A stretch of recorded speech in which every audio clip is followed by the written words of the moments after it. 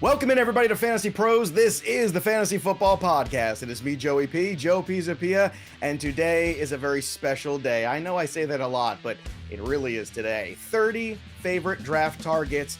We're going to go 15 rounds deep. That's right. This is a battle these two men have been training for months now.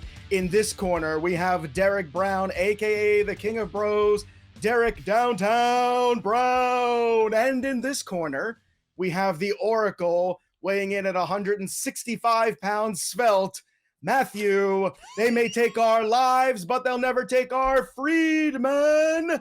And today, we're going to go back and forth, round by round, half PPR style, and the boys are going to tell me who their favorite target is in each round, and I'll tell them if they're right or not, and so will you in the YouTube comments, I'm sure. But before we kick things off today, I just want to remind everybody, big things on Monday, 8/29, Monday, 3 p.m. Eastern, Fantasy Fest, right here on our YouTube channel, youtube.com/fantasypros. It's going to be enormous, 6 hours of wall-to-wall fantasy football, and can all be viewed right here on our YouTube channel. We've got Jake Seeley, we've got Jamie Eisenberg, Samantha Praviti is coming back to join us. We've got, I think maybe Adam Rank. I don't know. We've got so many people. It's crazy, the guests that we have booked here on this show. And of course, all of us are going to be here as well. So some of the top minds, I know Andy Behrens is going to drop by, Fitz is going to be here, Eric's going to be here. These two guys are going to be here.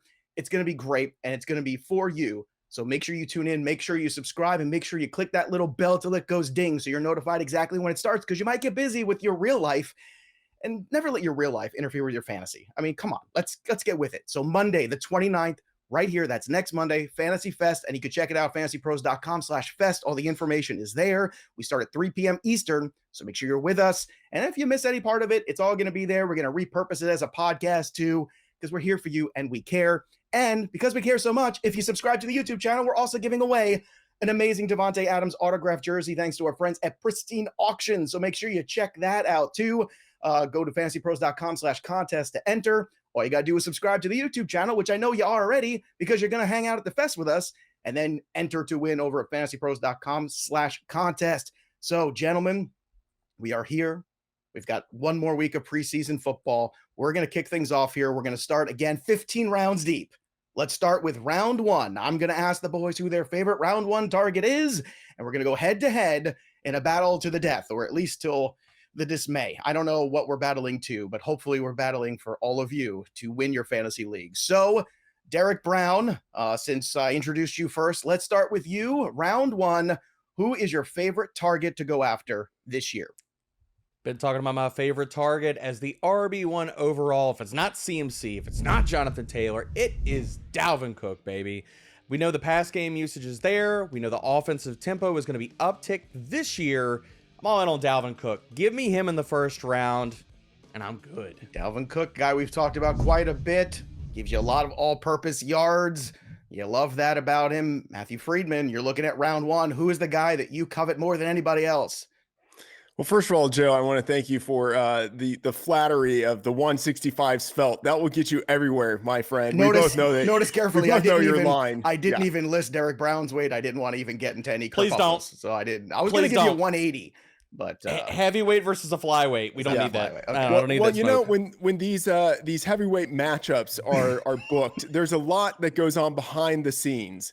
And part of what went on behind the scenes of this podcast was Derek getting into the outline before I did and putting in all of his players, which means that in theory, he should have the edge in every round that we go in.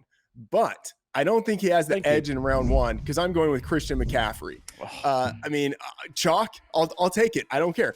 I have a piece on the site that breaks down my plans for a perfect draft. And part of the plan is to take Christian McCaffrey in round one whenever he's available. He's available here. We have the ADP tool at Fantasy Pros. He's going number 3 there. I think that presents great value. Obviously, he's missed some time over the past 2 years. That's why he's going number 3 instead of number 1. Like, that is the injury discount, him at number 3, because when he's healthy, he has the highest floor and the highest ceiling at the position. Christian McCaffrey is the counter argument to the perspective that you can't win your draft in round 1. If he stays healthy, you win your draft. That's the bottom line. And the injuries he suffered over the past 2 years, they aren't the kind that linger year to year, and they aren't the kind that sap a guy of his athleticism. Over the past 2 years, in his 7 games with at least a 50% snap rate, Christian McCaffrey has 978 yards and 8 touchdowns on 179 carries and targets.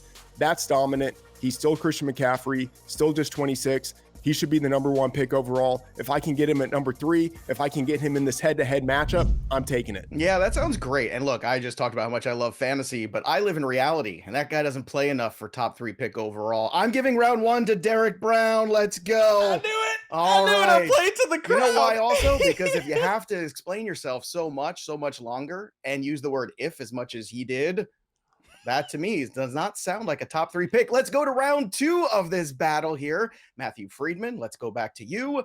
Give you a chance in round 2. Who is your favorite target in 2022 in round 2? All right. Well, excuse me for being probabilistic and thorough. Don't use big words that I don't understand. You know I don't like when you do that. All right, let's go with Aaron Jones. He's the RB10 overall in ADP. He's my RB7. I love getting him in round 2 whenever I can. Jones is one of the top players for me to target this year. Last year, Devontae Adams and Marquise Valdes-Scantling, they had 224 targets combined for the Packers. They're gone, and I think that means 2 really good things for Jones. One, I think the Packers lean more towards the running game.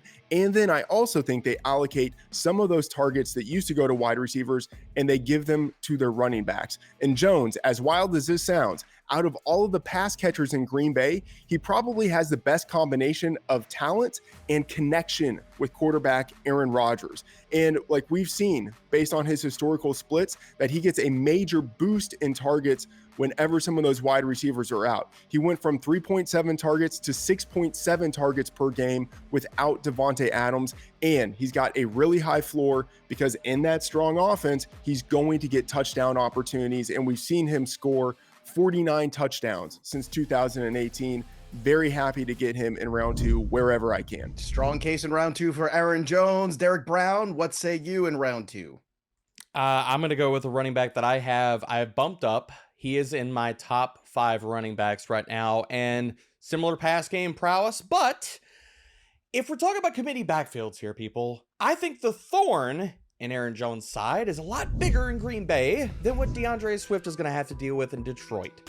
And with a arguably better offensive line, similar pass game prowess, the Lions are going to be a much improved offense. They were bottom 10 in red zone attempts per game last year. That number is going up, people. This is going to be a better offense, better team. DeAndre Swift was a top 10 back when he was healthy before the shoulder issue last year. He is going to crush. DeAndre Swift is this year's Austin Eckler, and I will happily take him. I'm sorry, Friedman, but I'm afraid you're going to take an L in this round. This is tough because, Aaron Jones has the track record. Friedman laid out the opportunity, but I got to go with the younger back. It's a young man's game at the running back position, and the 3-year window is already shut for Aaron Jones. That's 2 rounds for Derek Brown, and I'm a little worried already because I might lose my position here before the middle of the show breaks out. All right, let's go back to you, Derek Brown, for round 3. Kick things off. Matthew Friedman is in a 2-round hole. Let's see if you can bury him here before the draft even continues. I'm going to go contrarian with this one. There's a lot of good wide receivers in round 3, but I'm sticking with my guy. I talked about it on social media. The league-winning combo, and I'm taking the first piece of it here, is A.J. Brown. He's wide receiver 10 right now. I have him at wide receiver 7. He is inside my top 15 overall players. I want you above consensus because this is one of the most efficient wide receivers in the NFL. He's been top 7 in yards per route run in every single season. And we've already seen him do it on limited volume. He's a top 10 wide receiver in 2020 on only 106 targets. The man is going to get a career high in volume. If he gets to 120, 130, hell, 140 targets, if the Eagles are just running fast down the field this year, A.J. Brown is going to crush his ADP and be a league-winning player for you this year. All right, you're in a 2-0 deficit right now. Matthew Friedman, let's turn things around the 3rd round. Who you got? Look, I'm a man of the people. I'm not going to try to turn things around. I would say A.J. Brown for me. If I had to make the pick, he's the guy, but he is going a little bit higher, so there is more value in theory, right? With T. Higgins as a wide receiver 12, I have him ranked wide receiver 11. I think he and a lot of the wide receivers in this range provide great value at their ADP. Like round 3 to round 6, people call this the running back dead zone. I think of it as the wide receiver power alley. Like, this is where you want to hammer wide receivers. AJ Brown is one of those guys. T. Higgins is another one of those guys. Last year, he matched number one wide receiver Jamar Chase with 7.8 targets per game, including the playoffs. He has a really high floor with his talent, 9.2 yards per target for his career, high ceiling because of the offense he's in. The Bengals could lean more on the passing game than they did last year. And if Chase were to miss some games, then Higgins could explode with the extra volume that he'd get. And I think that gives him a little bit higher of an upside than AJ Brown has, because there's someone playing ahead of him. And that guy's out. He's an automatic high-end number one. And on top of that, he's just 23 years old. So he's still learning and still improving as a player. I love that. And I love the power alley. That was really good. The wide receiver power alley. He really does know how to turn a phrase, that Matthew Friedman. I got to say, though, the fact that you already in this segment just said that you would have chosen AJ Brown means that's the right answer. So now we're in 3-0. Derek Brown, yet again, I'm the hashtags here are flying all over the place. So 3-0 right now. I love T. Higgins. You make a great comment about him too. Plus, if anything happened to Jamar Chase, my goodness, what a huge boon for his value. And he's been very consistent. I love T. Higgins, but it's really hard for him to become a true wide receiver one when most of that workload is going to go to the guy in front of him. So, all right, Matthew Friedman, we're back to evens, back to round 4. So give me the name that you're targeting, and let's get you on the board here, buddy. Come on now. All right, this is the round. DJ Moore, wide receiver 15. I have him at wide receiver 10. Okay, here's a little bit of a wild take, but I'm going with it. I'm looking at the Betting Pros odds page right now. DJ Moore is 35-1 at Caesars to lead the league in receiving yardage, and I'm betting it.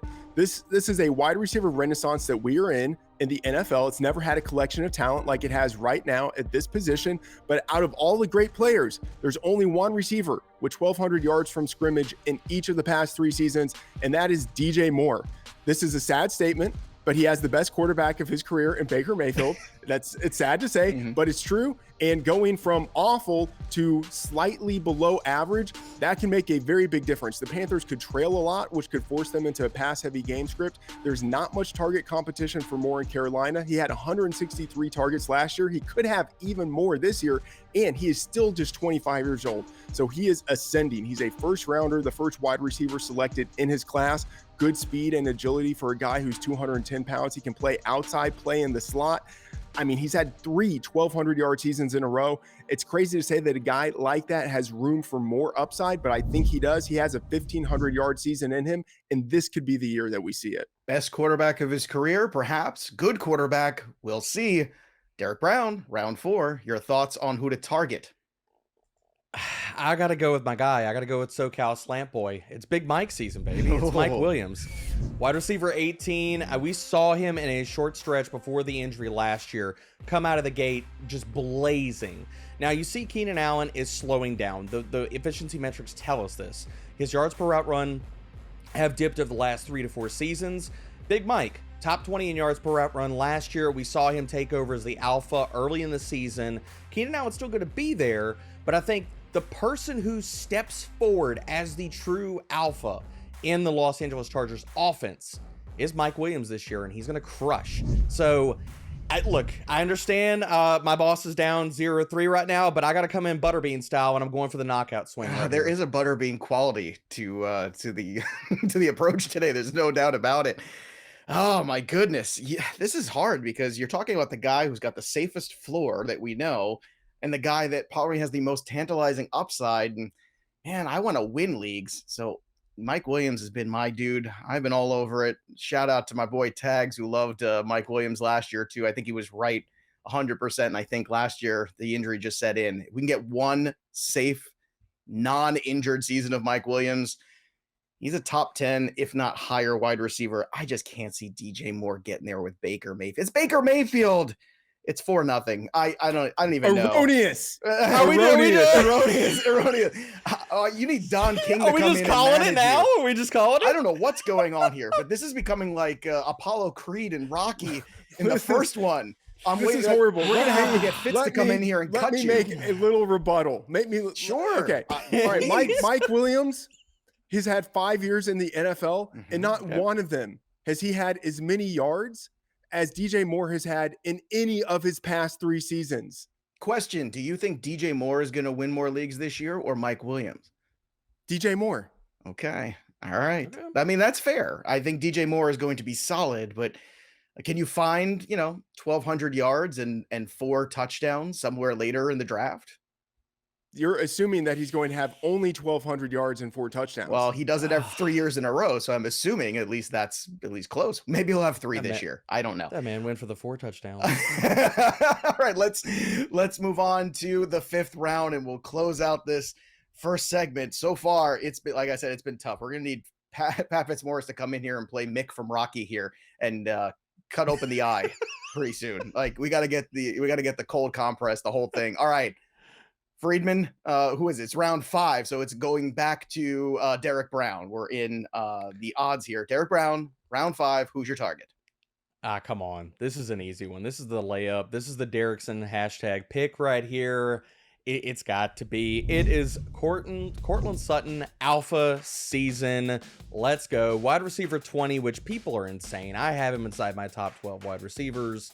I have actually bumped him up to wide receiver 9. He's going to be this year's Jamar Chase in the sense that he is going to get there and crush in fantasy with the efficiency on the deep ball from Russ. He had to deal with deep balls from Teddy Bridgewater and Drew Lock, who were 28th and 33rd in deep ball accuracy last year. Russ was 11th. That kind of upgrade is going to be fantastic, and you're going to love getting a wide receiver 1 in the 5th round. Give me Courtland Sutton easily. Now, I love Sutton, still love Judy. My concern is... we've already converted you, Joe. We've talked about this. But You're here's a the Suttonite thing. now. I still feel like... Here's the thing I feel is this. I'm concerned it's going to be another one of these situations where every week we don't know who it is, and we're all going to be driving ourselves crazy, and it's going to be one of those whirlwinds. Matthew Friedman, there's an opening here in round 5 for you to land some body blows a little bit to Derek Brown. So what do you got here, round 5? Who's your main target? Yeah, Sutton couldn't see the ball in the second half of the season when Jerry Jeudy was on the field. I'm going with Brandin Cooks, wide receiver 24, my wide receiver 20. You know that Cooks is going to be seeing the ball. He's the only established pass catcher on the Texans, and he's gone over 1,000 yards receiving in every season in which he's played at least 15 games. In his final 4 games last year with quarterback Davis Mills, he had 295 yards and 3 touchdowns. He has a high floor, I think an underappreciated ceiling, because that team should be better with Davis Mills entering his 2nd season. The offensive line should be better. I think more targets and a higher quality of targets going to Cooks, who I think is a great fantasy wide receiver 3. I have to say, I've been building the team here with you guys and, taking some risk here and there, taking Mike Williams. I feel like I need a little floor. I'm getting a little sick to death. I'm getting Courtland Sutton. I'm getting Sutton to death here. I think it's time to give Brandin Cooks a little bit of love. So let's go. The guy that I know is the number 1 because there's nobody else. Don't tell me Nico Collins, everybody, at least not yet. Matthew Friedman gets on the board. So as it stands right now, it is 4-1. Matthew Friedman does not get shut out in the first 5 rounds. Friedman, how you feeling there after you finally won around there? And now Derek Brown has to sit on that little tiny stool and think about his choices. Well, the fake answer is that, I'm a closer, I'm a finisher, I'm going to come in strong. The real answer is I don't care. Wow. I'm going to try to recover from that. Derek Brown, how are you feeling? Up 4-1 now. This is the moment where you can't get too cocky. You don't want to get too full of yourself. You got to watch him. He's cagey, this one. And Friedman, he likes to get bloody. We've played flag football together, all 3 of us. We know this guy's kind of gets better the more you hit him, I feel like. He's trying to lull me into a false sense of security. I know exactly what's happening. This happened on the flag football field in Arizona. I've seen these moves before, Friedman. I'm not falling for it. Nuh-uh. Not again. Not after you burned me on a go route in Arizona. It's not happening this time. All I know is there was one team that had a championship. It wasn't you two. It was the East. With 2 touchdowns by Joey P in the last game. With a broken finger, like Kurt Angle with a broken freaking finger. All right. Let's move on here to round 6. Enough of our laurels. Let's talk more about real football. And let's start with, round 6. That is even. So Matthew Friedman, go kick things off for us right here. Okay, well, I'm going to talk about the wide receiver who is going to win your leagues, while DBro, great as he is going to talk about a quarterback that is going maybe a little bit too early. And I'm talking about Gabriel Davis, wide receiver 27. Spoilers. Just throwing punches. Just throwing punches right now. He is a little bit right now. He's just kind of flailing around a little bit. Go ahead. I like it. All right, so I have a piece on the position battles based on what we saw in weeks 1 and 2 of the season. And Davis is the clear number 2 wide receiver in this offense. In week 2, he played on 100% of quarterback Josh Allen's snaps, ran a route on 100% of his dropbacks. He had 47 yards and a great touchdown on 3 targets. Like, that's what we want to see in the preseason. And Allen is good enough to support 2 fantasy relevant wide receivers. And Davis is dynamic enough to take a third-year leap. 184 targets have opened up without Cole Beasley and Emmanuel Sanders. Isaiah McKenzie and Jameson Crowder, they're going to get some targets, but not that many. And Davis has produced for 2 years with the Bills, 9.9 yards per target, including the playoffs when he was totally dominant. He's a legitimate end zone weapon, a 12.1% touchdown rate at 6'2" and like a beefed up 227 pounds. And he's just 23 years old. The breakout is imminent. All right. How are you going to fend off the breakout here of Gabriel Davis, DBro? I've already got my squad stacked with amazing wide receivers. I don't need that at this point in the draft. What I need is the home run swing at quarterback, baby. It is Jalen Hurts season. Dark horse MVP candidate. I'm here for it, been here for it. Nobody wants to hear about it, but this is the other leg of the tandem that is going to win your leagues for you this year. Jalen Hurts showed us this type of ceiling last year. Now, still behind a top 5 offensive line, with a true alpha wide receiver in town, Devonta Smith is going to be shredding zone coverage. Oh, and Jalen Hurts is showing improvement. I was told by Twitter this couldn't happen. I was told by everybody he couldn't do this. But last year he showed us league-winning upside. This year he's going to do it, and it's going to be beautiful. Lamar Jackson of 2022, come on down, Jalen Hurts. Nothing says NFL MVP like 3,000 passing yards. I'm going to tell you this. Hey, Gabriel Lamar Davis Jackson says hi. Lamar Jackson says hi. Yeah, he does, but you got to win a lot of games, and we'll see. I'm going to say this. I like the Jalen Hurts idea, but if I'm already into the quarterback pile, I might as well just keep waiting and give me Gabriel Davis, because I was a Gabriel Davis guy before being a Gabriel Davis guy was cool, before all the analysts out there were on him. Go check all the drafts I screwed up last year by drafting him in the late rounds where he didn't do anything for about 12 games. But I'm not bitter at all. Matthew Friedman, you're on the board again.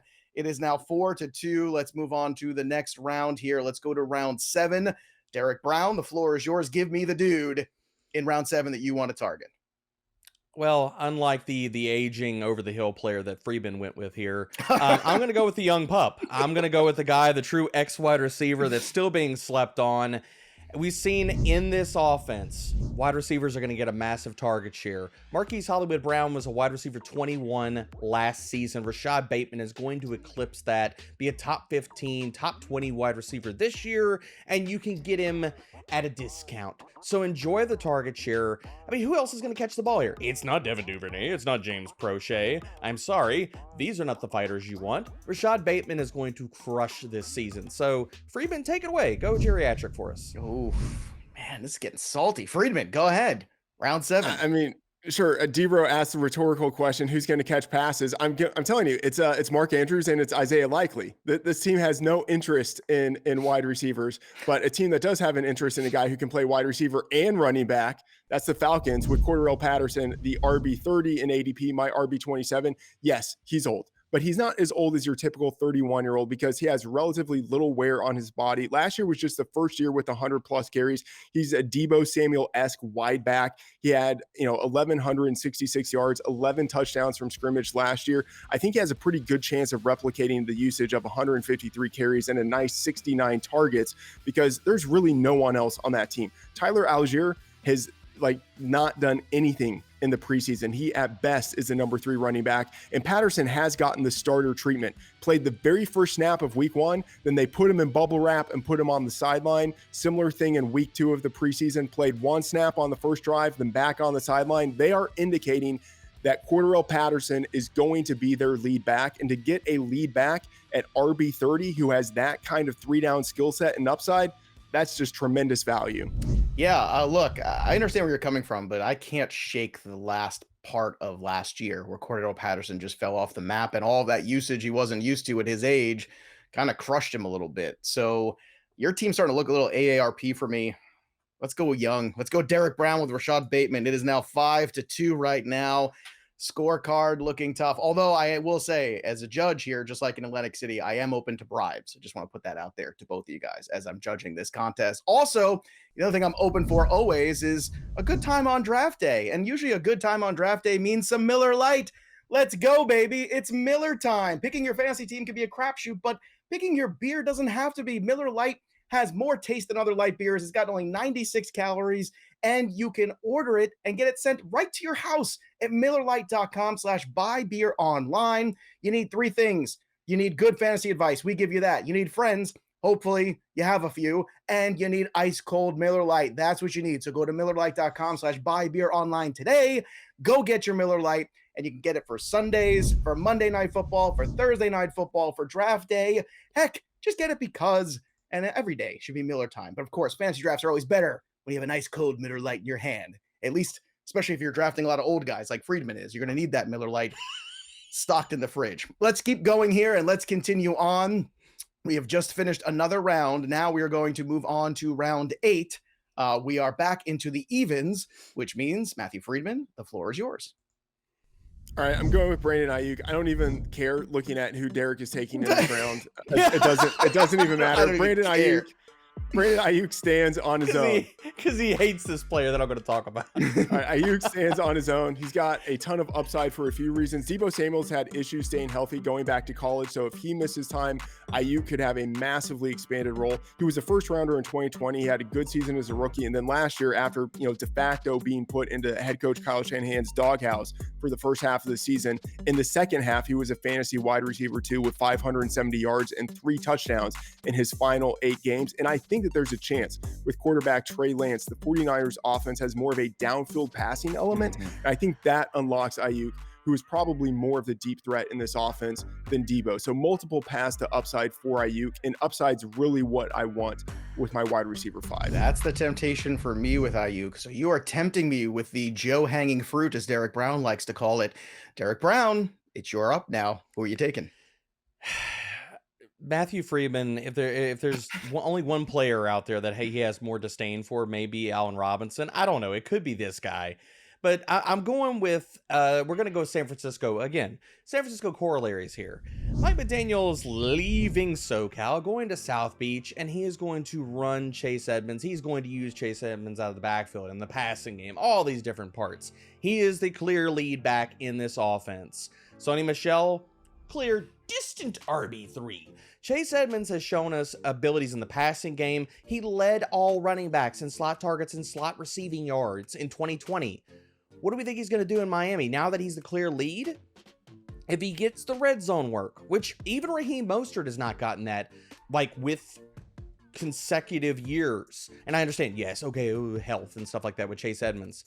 Look, you're injury prone until you're not. And now with the contract, Chase Edmonds is going to crush in Miami. I want to let Matthew Friedman counterpunch because I'm struggling with Chase Edmonds. You know he wants to. I know he wants to. I know he needs to. But most importantly, I want to hear it because all of the buzz is just that Chase Edmonds is the guy. It's starting to look that way. He's the lead back. Now, we've been led down this primrose path before, only be beaten over the head with some other running back we don't even realize. Matthew Friedman, why is Chase Edmonds more potentially devastating for teams than they realize? Well, I will say I've moved him up a little bit in rankings based on how he's been used in the preseason. Like, that usage looks good, but the fact is he's a smaller back who's had opportunities before and he's never done it. That's my case. Taking shots at the short guy is not a way to win my favor. You know that, Friedman. I mean, taking shots at the short dude. I mean, come on, dude. I mean, let's just call it. We just call it. I didn't say he was short. I didn't say he was short. I said he was small. All right. Well, there you go. There's a difference there. All right. So I'm going to say this. Think of that, whatever you will. I will say this. The downfield Brandin Aiyuk. That's what I want. Give me all the wide receivers. Give me the Trey Lance bombs all over the place. I like Aiyuk this year. He's getting to be a little forgotten man, I think. So as long as he doesn't, as long as he makes an appearance, I would say over the first 6 weeks of the season, we good. Me and Brandin Aiyuk. These last couple of years, a little tricky in the first half of the season. Let's get a full season from Aiyuk. I think he crushes that ADP. We are now at 5-3 after 8 rounds, which means we're going to round 9. And Derek Brown, you are up on the clock for your 9th round target. Well, unlike Freeman's target in this round, I see that he's going with the pairing here. But unlike his, my quarterback has actually looked good in the preseason. So, take that with a grain of salt. But I'm going to go with a guy that if I'm talking about AARP is not going to make it to the finish line, he's not going to be productive for you this year, it's going to be Drake London. I have no clue why he is wide receiver 40. He is a top 25 wide receiver in my rankings. He is going to gobble up targets this year. It's him, and it is Kyle Pitts in this passing game. And hey, Joe. Hey, Joe. Marcus Mariota looks really good in preseason. He's carving up defenses, and he's throwing the deep ball, and it looks amazing. So I think Talk Drake to me London when all is the gonna hit starters ground are on running. the field for the other teams, and he's Okay. We know when that first game against We'll the be Bucks talking is, about it. and Just we can wait. talk Just about wait. that. Yeah, the Marcus Mariota. DFS. All of the Beckons, Marcus sir. Mariota games played with all the massive productivity behind a dreadful offensive line. I can't get, man, am I excited about that. Friedman, look, you got a huge opportunity here. He basically opened up and he started doing one of these where he pulls the hands down. He's like, come on, hit me. Hit him. Yeah, and I'll just say, I'll give the compliment. I do like Drake London. Drake London's a great player. It's got you in trouble last time. You better watch it. No, I'm not worried about it. Drake London, he's a good player, but like there are a lot of wide receivers with upside that you can get in this draft. There's only one quarterback who is like the obvious guy who could win your league for you that you don't have to get as a top 6 quarterback. And that is Trey Lance. He's going as the QB 13. I have him as the QB 7. We are in Trey Lance range. Round 9, this is when you pounce. He's the quarterback I'm targeting after the first 6 go off the board. And each year, I have late round quarterbacks that I identify and go after heavily in my drafts. I've talked about it at the time, so this isn't retrospective spin. It is 2018, Patrick Mahomes. 2019, Lamar Jackson. I had an 80-1 ticket on Jackson to win MVP that year. 2020, Josh Allen. 2021, Jalen Hurts. This year it is Trey Lance. I have him at 80-1 to win MVP. I got that the week after the Super Bowl. Elite draft capital, high rushing floor, strong arm, good play schemer, surrounding talent around him. He's got league winning upside, and you get him after the first 8 rounds. And I stack him with Brandin Aiyuk just to bring it all together, baby. I make the stack. I stack him up. I put them together, make huge Voltron-like fantasy football player. It's very nice. I love the also retroactive spin. Was that not your DJ name in college? Nice. I feel like when you were hosting, I feel like, what's up, everybody? It's retroactive spin. It's about midnight Friday night. Could take you through the rest of the night. This is exactly why I didn't want to take Jalen Hurts before. This is why I wanted Gabriel Davis, because I want to wait for Trey Lance, and you were right to do it. Again, those that when you get into that 6th, 7th round, somewhere around there, yeah, you could take Jalen Hurts, or you could take Gabriel Davis and then wait and take Trey Lance. That's what you did, Friedman. So maybe a little rope-a-dope here. I'm not calling you names. It's just a phrase, Derek Brown. But it is now 5-4. Don't let him close the gap too much further, my friend. All right, so let's close out round 10 here. And we are back at the evens. So Matthew Friedman, kick things off. Who is your round 10 target in 2022? All right, I'm just going to say DBro went the very obvious route. I'm not going to say who it is. The right I'm not going to say who I was it going to is. say that sounds like the word right to me when you said it. Yeah, all I heard was went the very right. obvious route. The donkey route. I went the more. Oh, okay. I went the more nuanced route by just taking what was left over for me. And I went with Brian Robinson, who is my RB40. All right. Robinson, he didn't shine in college until his final season, but that's understandable. He had Dameon Harris, Josh Jacobs, Najee Harris in front of him, but in his redshirt senior season, he flashed with a 3-down skill set. He's got good size, good athleticism. In the Nick Saban era, every Alabama running back drafted with the top 100 pick has had at least one 1,000-yard season in the NFL. Like Robinson, of course, he's going to need to fight for opportunities with Antonio Gibson and J.D. McKissick, but he already might be the starter. In week 1 of the preseason, Gibson played on 1st and 2nd downs, but then he fumbled. And after that, Robinson played as the early down grinder. He led the backfield with 11 first-team snaps. He scored a touchdown on that drive. And then in week 2, he was the starter. in that preseason game, played 11 first-team snaps, got 8 carries on those 11 snaps, and then Antonio Gibson was having to play with the backups. So Robinson, even though it's a committee, he already might be the number 1 back, and he's got a ton of upside with his ability. I like Brian Robinson. I liked him in Alabama. I watched a lot of Saturdays with him running in touchdowns and breaking tackles and looking pretty strong in that offense. Granted, a very good offense with a good offensive line, but still, I like this pick. Derek Brown, you got to bring some heat on this one. Who's the obvious selection here that you're going to hit him over the head with? It's been obvious ever since Senior Bowl. This guy showed out, and your boy Brian Robinson did not at Senior Bowl. I'm going to go with the better running back, the guy that, while Robinson was on the field in the preseason having to earn his RB1 role, this guy was sitting up, drinking Gatorade, talking to all the coaches, and just enjoying the crown that had already been put on his head for the RB1 role in Houston. Dameon Pierce, baby. And he is going to be, while you have to worry about J.D. McKissic taking passing downs, Dameon Pierce is that guy. His pass protection skills are going to allow him to take over the passing downs from Rex Burkhead. I get that, you know, the coin phrase of Rex Goathead, but look, that's been years ago. He is over the hill. Dameon Pierce can take over this backfield. My comp and my prospect profile, which is still live on FantasyPros, was Kareem Hunt.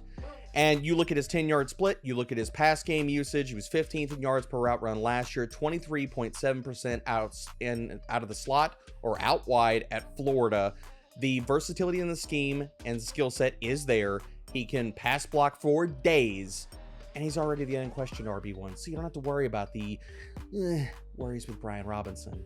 You know, we have a fun game here, Friedman, on the show, which is every time Derek mentions that he went to Senior Bowl and Erickson and I didn't, we do a shot. So here's my question: Do Erickson and I get to go to Senior Bowl this year, Friedman? I don't know. I don't control the purse strings, but I did want to say I'm glad you mentioned the Senior Bowl because this is all going down in my notes. I just want you to know. I wanted to congratulate DBro on making it 35 minutes into the show without mentioning the Senior Bowl. And by the way, he's talking about the Senior Bowl. We're talking about practice. He's talking about the Senior Bowl as something that actually has any meaning right now entering week 1. All right, I will say this. I really like where Friedman went with this because I like Brian Robinson. I don't think he's getting enough credit, but it is difficult because he's still, even if he is, quote, the guy, what about Antonio Gibson? What about, you have, oh my God, just went out of my head. Give it a name. Pass catching running back, J.D. McKissic that I don't want.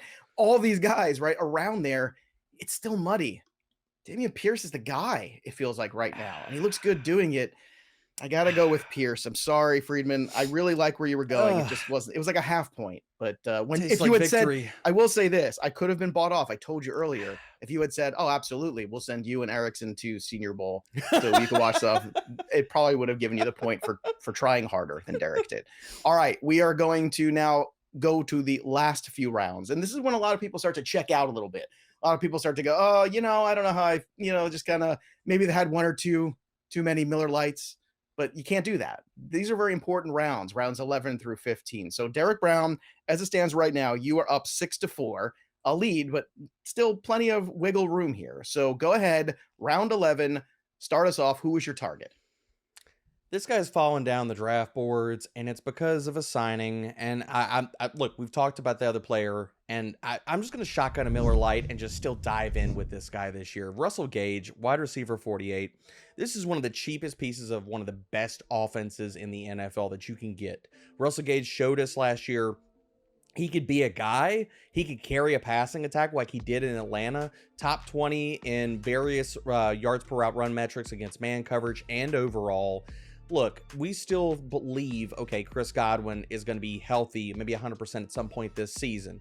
Mike Evans is not young. He's already got his hamstring issues that he's dealing with.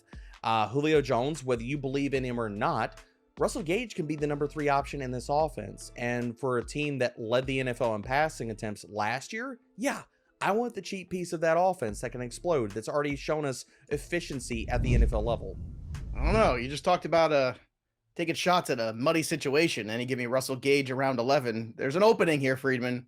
I want you to go drive the bus through it.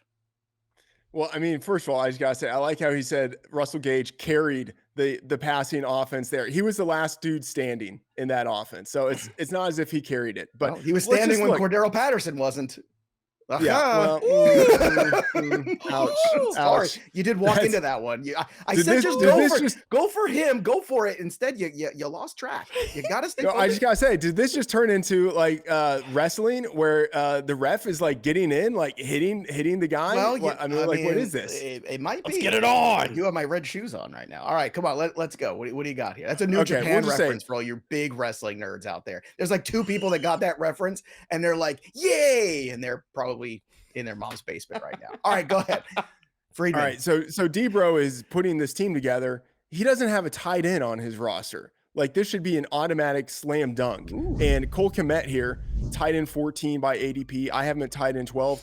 If I don't get one of the top 2 or 3 tight ends, I am good just waiting and going with someone like Cole Kmet later. He had 93 targets last year. He should see even more this year without wide receiver Allen Robinson. Like, that team is totally unsettled at wide receiver 2.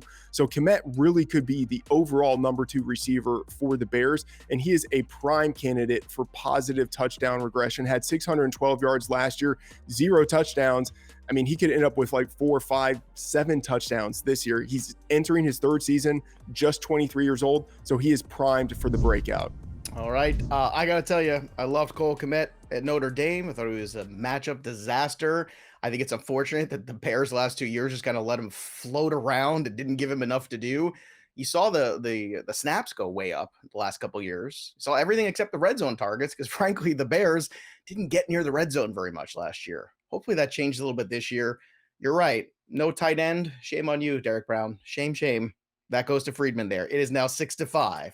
Cole Kmet gets you the W. All right, let's move on to the next round here. Round 12, Matthew Friedman. Who are you targeting in round 12?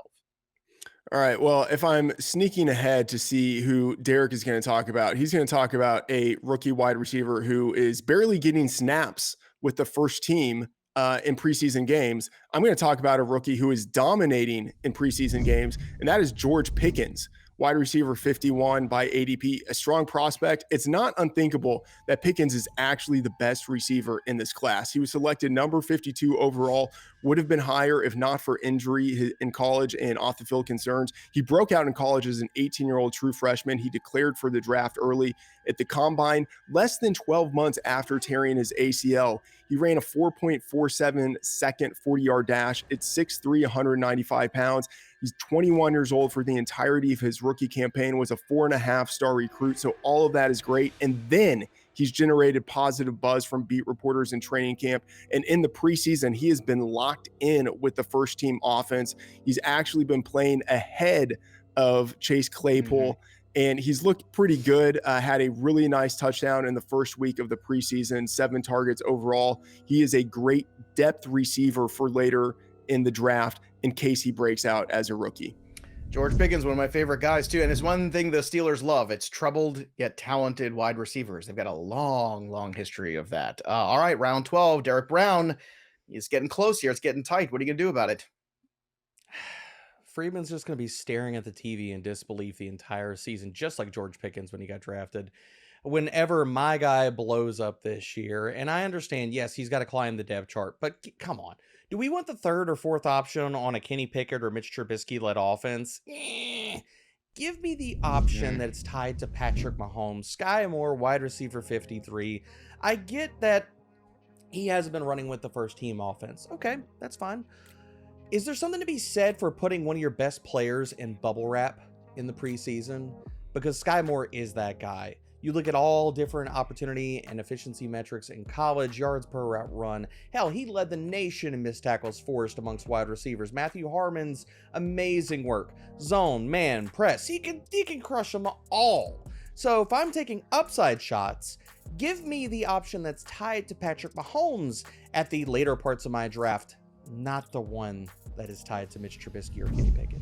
I gotta ask a question. Do you like Justin Watson, Derek Brown? Do you like Justin Watson? I did about 3 years ago. Okay, Skyy Moore is playing behind Justin Watson in the preseason. That is egregious. Do you have anything to say about that?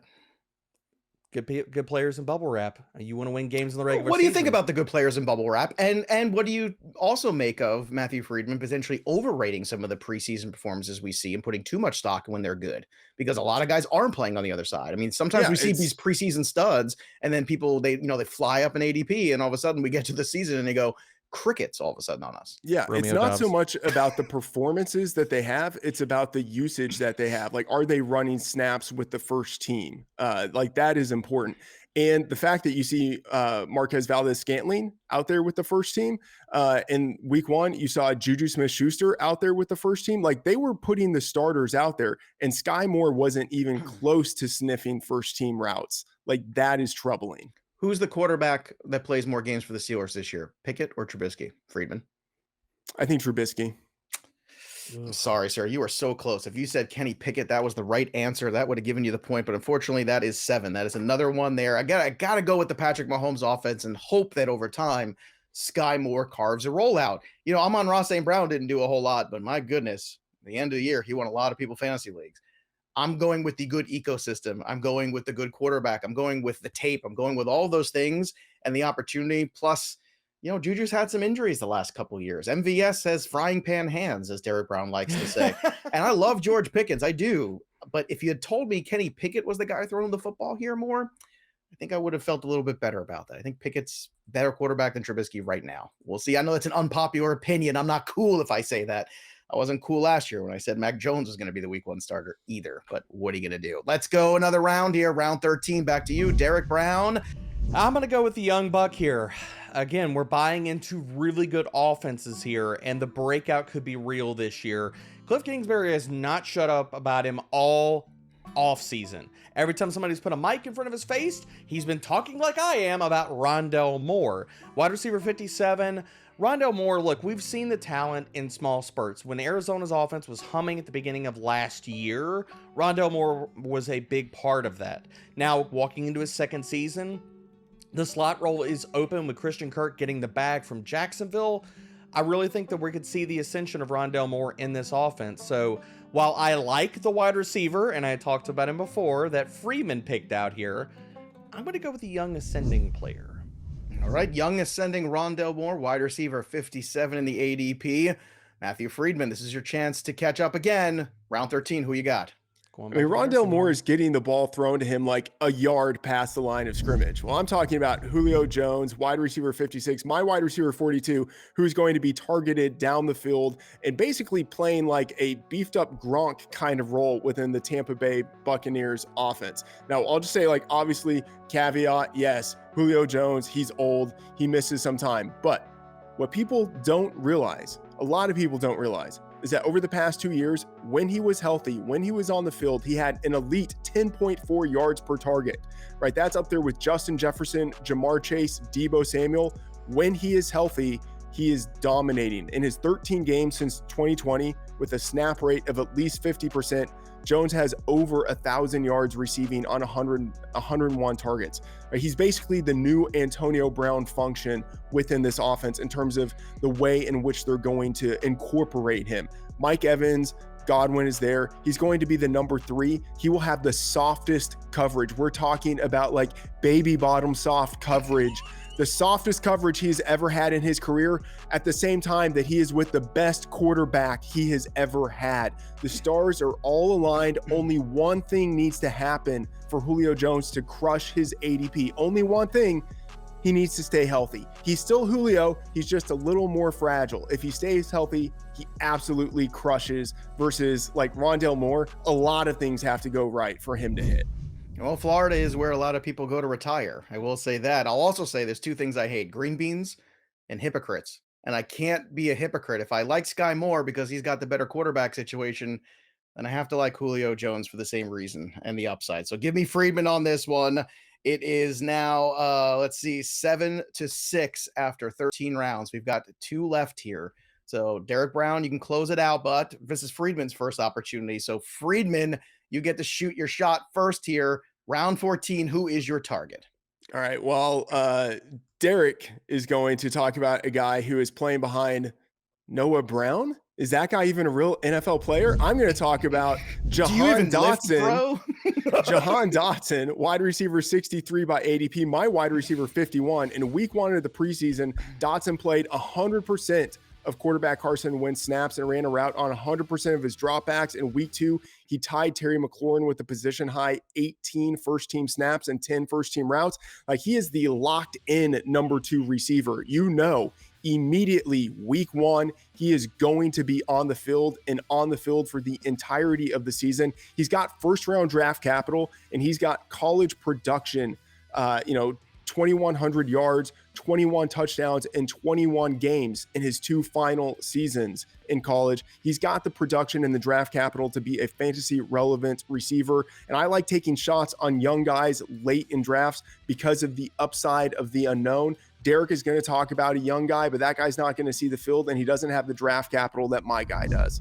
I'll say this too. Jahan Dotson would have had a lot better numbers had the quarterbacks stayed healthy at all at Penn State last year. That quarterback carousel there was dreadful at times because everybody was hurt. They were down to like the 3rd string, 4th string guy at times. So this is a tough one here. Jahan Dotson, he kind of threw it down. What do you got to say about this, Derek Brown? Who's the target in round 14? Freeman's buying all kinds of shares and pieces of the Washington Commanders offense led by Carson Wentz. I'm going to go with the better offense, the better quarterback play, the quarterback that can heave it deep. And look, Jalen Tolbert can catch him. We've seen Jalen Tolbert be one of the best deep threats in college football over the last 2 seasons, 33rd and 12th in yards per route run. I mean, look, he's been top 10 in receiving yards amongst all FBS wide receivers of the last 2 years. The draft capital, small school. Jalen Tolbert has shown that he can play up against big competition. He's been having a fantastic camp. He's not going to play behind Noah Brown. Don't come at me with that. There's no chance. And I'm sorry, I'm not believing in Jerry Jones talking about Michael Gallup's not going on the pup. Okay, Jerry. Yes, and y'all are still going to revolve around Ezekiel Elliott this year. We're going to believe that one too. No. Sorry, Boomer, not believing it. I'm going to go with Jalen Tolbert. Dak Prescott is one of the most efficient deep ball throwers in the game. Still going to be a top 10 pace offense. Still going to be a top 10 passing rate offense. Jalen Tolbert is going to have the volume and be extremely relevant at this part of a draft to buy into, again, good quarterback play in one of the best offenses in the NFL. Yeah, give me Jalen Tolbert. I gotta say, DBro, my only concern is that there's so many other guys ahead of him, whether it be Lamb, potentially Gallup, Schultz, Tony Pollard catching passes. That's a lot of guys before we get to Tolbert. I've only got to go one deep past Terry McLaurin to get to Jahan Dotson pretty much there. And, I can't even remember J.D. McKissick's name earlier in the show, so you know how I feel about him. I'm sorry, but that's going to go to Friedman here. Give me Jahan Dotson. So fresh and so clean, very smooth, very polished there. The drama. You know what's funny? I had zero intentions of doing this and getting to 15. This is legit how we got here. No joke. And I got to tell you, I thought you were just going to, embarrass here and just shut him out there for a while there. And you let him back in. I'm very disappointed in you. So now you got to win it. You got to win the whole thing. Before we get to this last round, I want to remind everybody though, too, if you're enjoying our nonsense and our great information as well, make sure you go drop a review, 5-star review, wherever you get your podcast, because we appreciate that over here. We know you're listening. We see the numbers. We see all the YouTube comments. Go out there, like this video, and make sure you subscribe. And make sure you also, again, go out there and drop that review on Apple Podcasts or go to fantasypros.com/reviews, and you can find all the places you can as well. It takes 2 seconds to drop 5 stars and a little nice comment. Do something nice because we're helping you win a lot of fantasy leagues this year. So we appreciate you as being part of our Fantasy Pros family. Now, one of us might not be invited to Thanksgiving after this last round here. So let's get to round 15.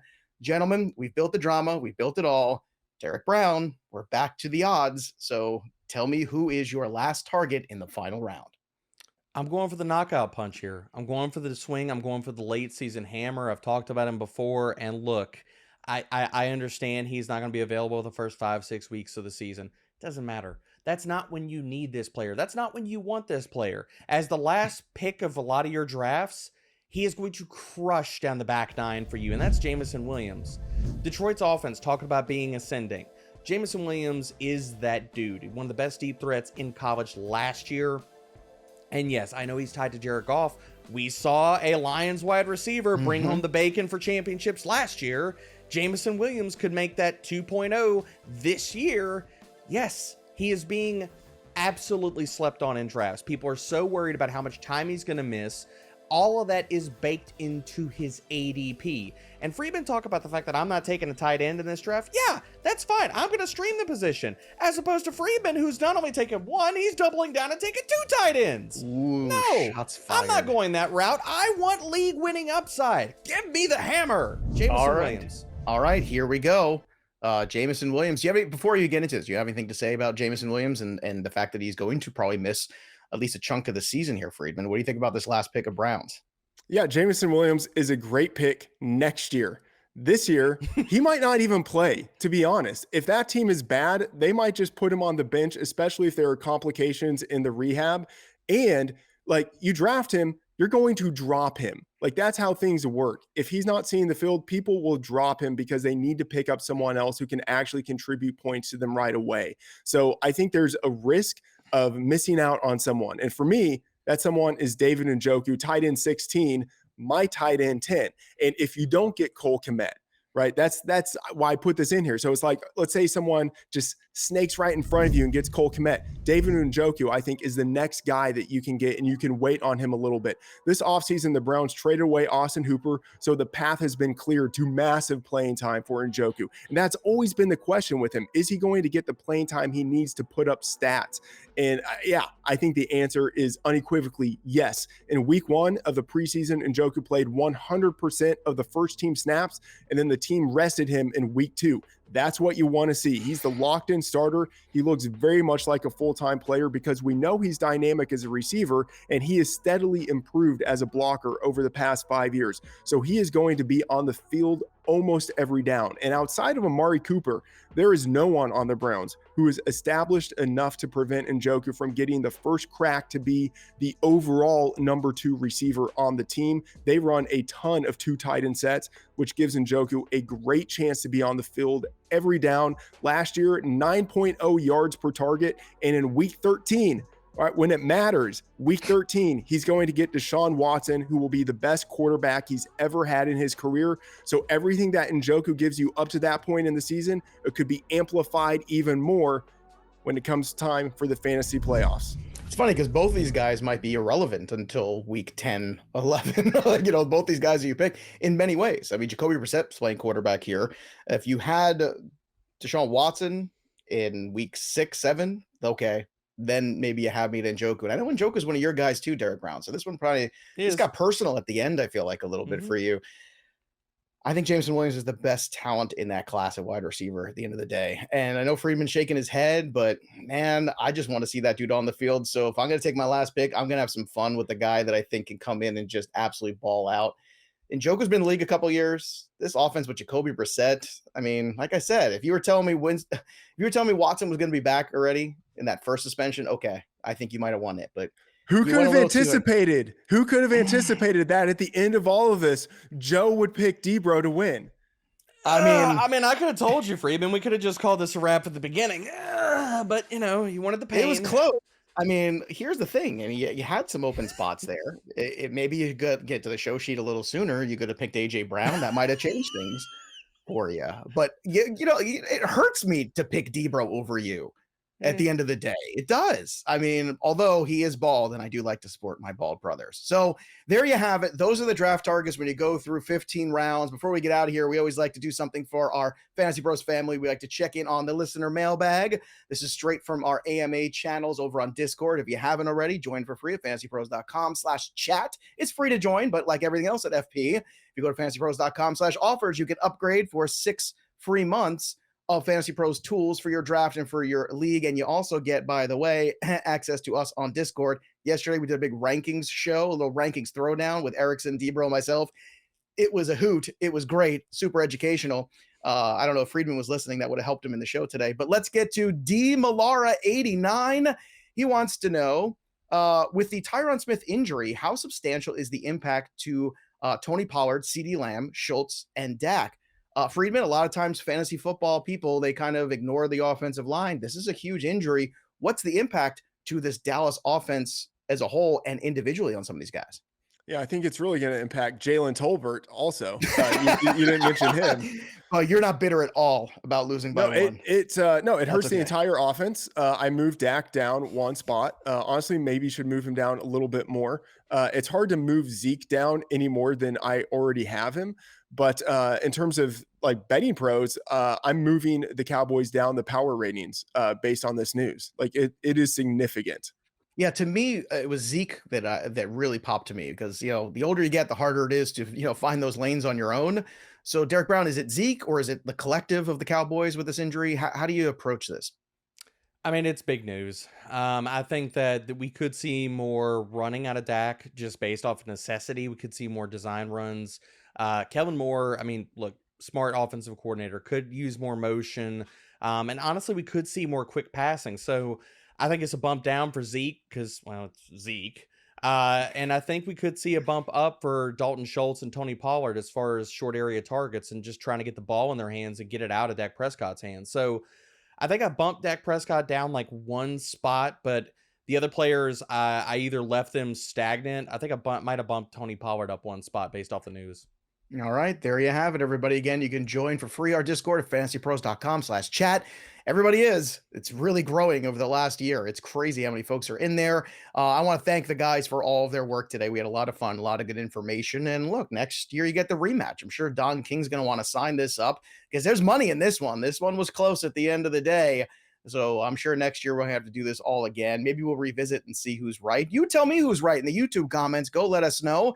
And while you're getting prepared for your drafts, make sure you go to MillerLite.com/buybeeronline. Go get your Miller Lite, 96 calories a bottle. It tastes good. It makes the draft go down easier. A little Miller Lite. Again, that's MillerLite.com/buybeeronline. Get your fantasy party ready with a nice cold case of Miller Lite. And don't forget to go visit fantasypros.com/contest so you can get involved in that Devontae Adams jersey giveaway. Thanks to our friends at Pristine Auction. All you got to do is subscribe to our YouTube channel, the home of the Fantasy Fest. That's right, Monday, August 29th. Live fantasy football, 3 p.m. Eastern, all the way to 9 p.m. Eastern. Watch me lose my mind over 6 hours of coverage. It's a good time, not to mention some of the best people you will see in fantasy football coverage coming on, joining us, talking fantasy football with me and with you. Again, that is Monday, the 29th, 3 p.m. Eastern for 6 hours on our YouTube channel. So be sure you subscribe and click that little bell for notifications so you're reminded exactly when we're kicking things off. That'll do it for me, but the story of the game goes on for Derek Brown, Downtown Brown, and Matthew Friedman, the Oracle. We'll see you next time, kids. Thanks for tuning in to the Fantasy Pros YouTube channel. Don't forget to check out our featured videos. And while you're at it, make sure to follow us on Instagram, Facebook, and Twitter at Fantasy Pros so you can get the latest news and updates to give you the edge you need in your fantasy league.